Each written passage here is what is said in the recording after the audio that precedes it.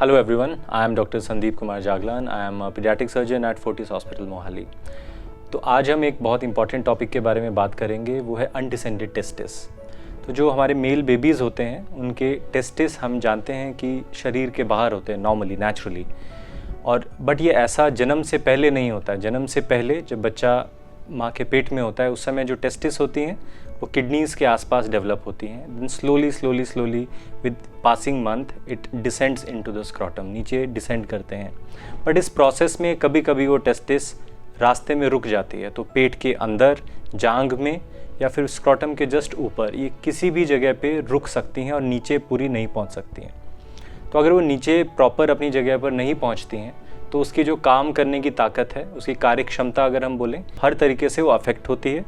और अगर वो पेट के अंदर रह जाती हैं तो उनमें कई तरीके की कॉम्प्लिकेशन होने के भी चांसेस रहते हैं। जैसे टेस्टिस घूम सकती है, जिसको हम टॉर्शन टेस्टिस कहते हैं, या फिर उनमें चोट लगने का रिस्क ज़्यादा रहता है। और समटाइम्स अगर इग्नोरेंस की वजह से बहुत समय तक रहती हैं तो उनमें कैंसर भी डेवलप हो सकता है।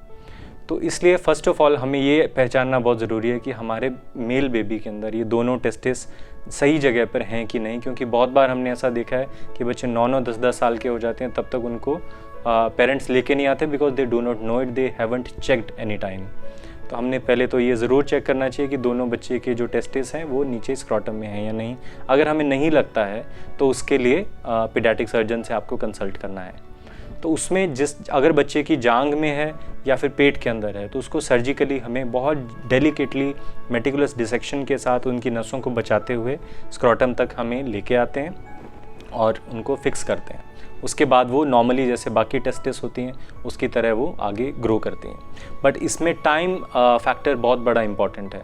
तो आइडियली इस तरीके के बच्चों में जिनमें अनडिसेंडेड टेस्टिस है, 1 साल से पहले ये टेस्टिस नीचे स्क्रॉटम में बाय सर्जरी ये आ जानी चाहिए। अगर वो नहीं आती हैं तो उनका with each passing day, with each passing month उनकी जो कार्य क्षमता है वो ख़राब होती रहती है धीरे धीरे।